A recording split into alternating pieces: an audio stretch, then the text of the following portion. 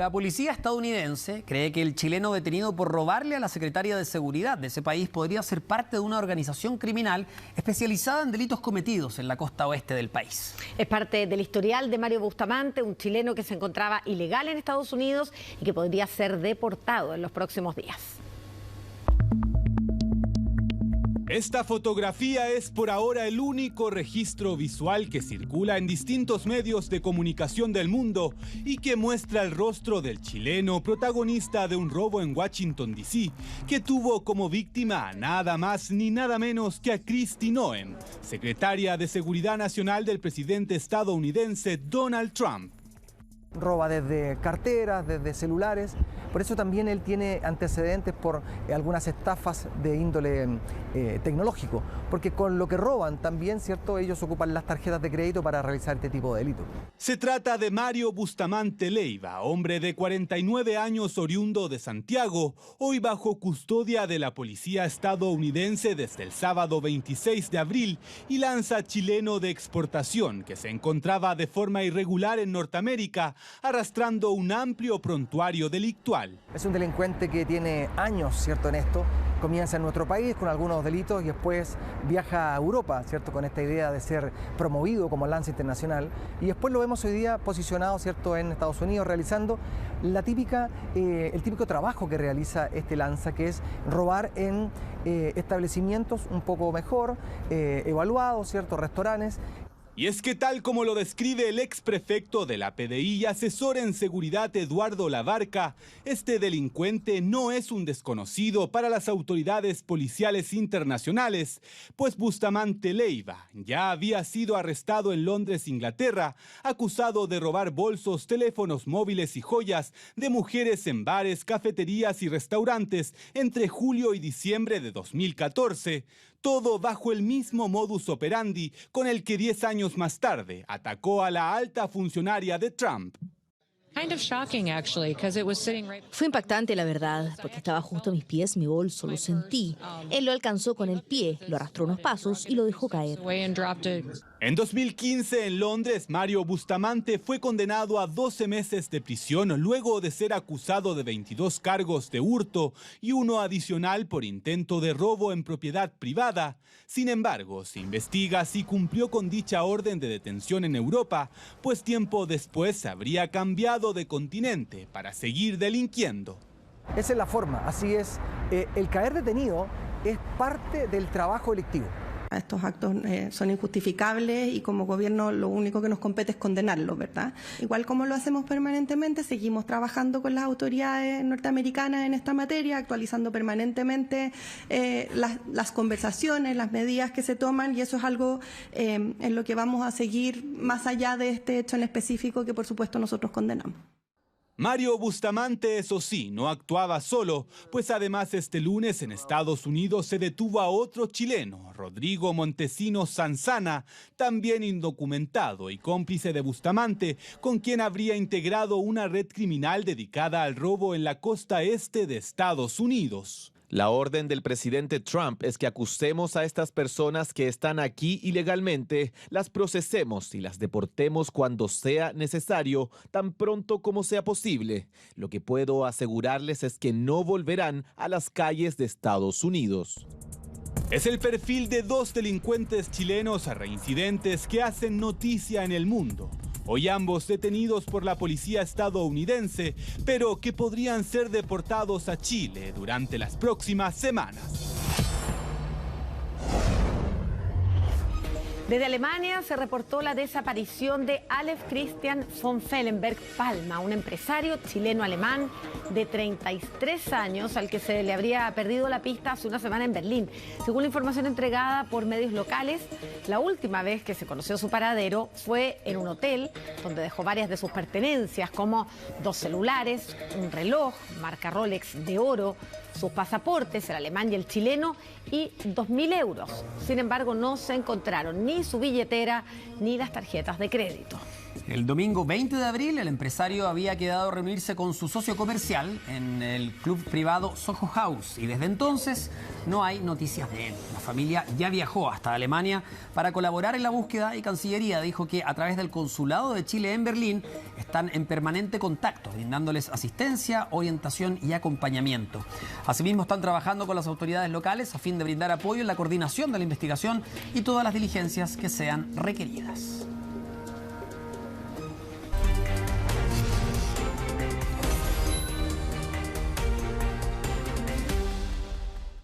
Vamos a pasar unas horas críticas hasta que recuperemos totalmente la electricidad, pero ahora debemos centrarnos en lo más importante, que es devolver la electricidad a nuestros hogares.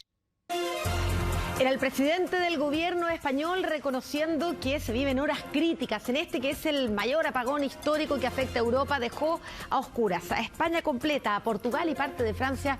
Carlos Greitsch, ¿cómo estás? Buenas noches. Buenas noches. Y acaba también de hablar Pedro Sánchez a través de las redes sociales. Ha dicho se viene una noche larga. Son las 3 de la mañana con 9 minutos a esta hora en Madrid. Y les vamos a mostrar una imagen que es reveladora de uno de los puntos más turísticos de toda España, que son las Ramblas ahí en Barcelona. Así estaban esta noche esas terrazas, esos restaurantes absolutamente cerrados, a oscuras, pero ustedes ven al fondo que ya hay luz. Igual hay como un lado de la vereda con luz y el otro sin. Así ha comenzado a aparecer, de hecho, el suministro eléctrico en España, en Portugal y también en parte de Francia.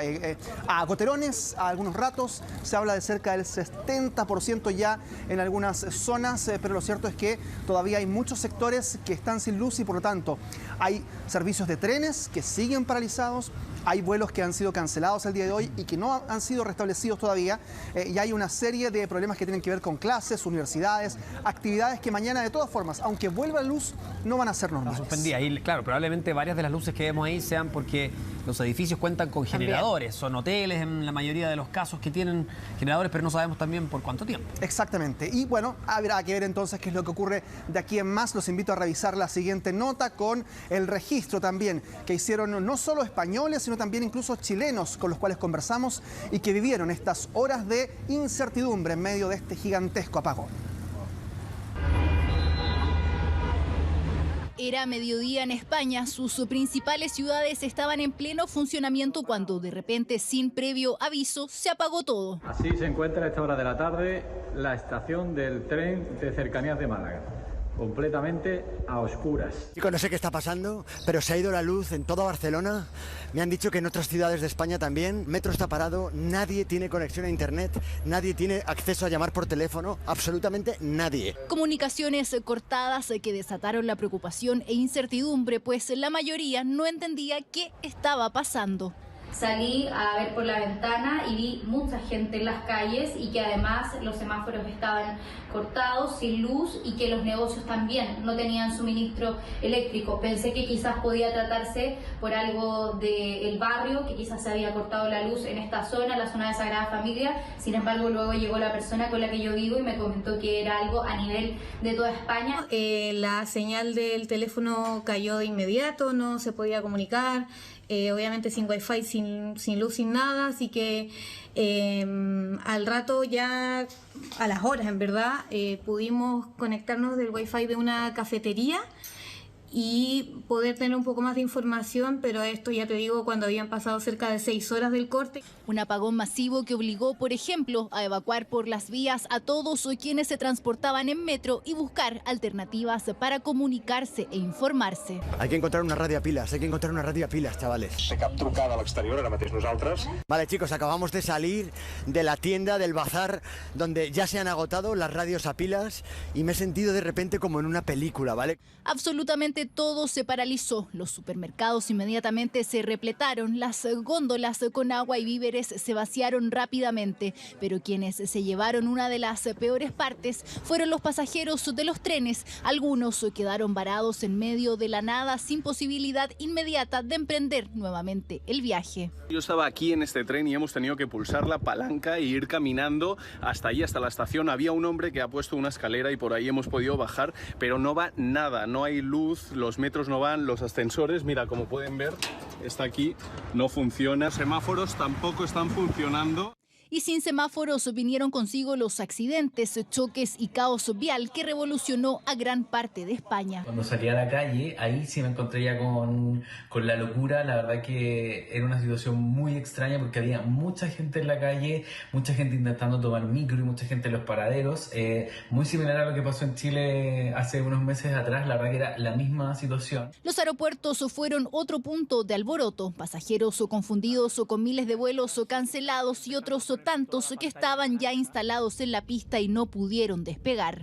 En principio se están restableciendo, así que yo creo que si todo va muy mal, en 30 minutos como muchísimo estaremos en el aire como aéreo. Así que nada, de nuevo, disculpe el retraso, totalmente ajeno a la compañía.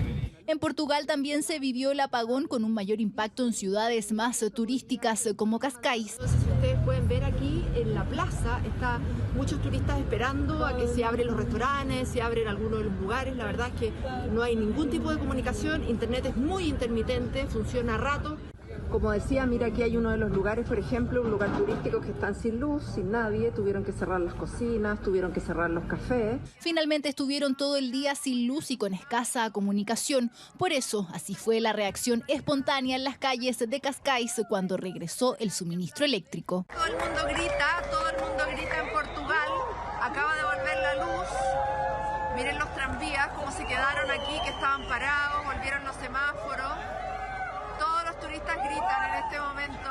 Hacia las 10 de la noche, hora de España, solo el 50% del servicio eléctrico se había restablecido. Sin duda, un día para el olvido en gran parte de la península ibérica, con este apagón masivo que revolucionó el orden y la cotidianidad de estos países europeos.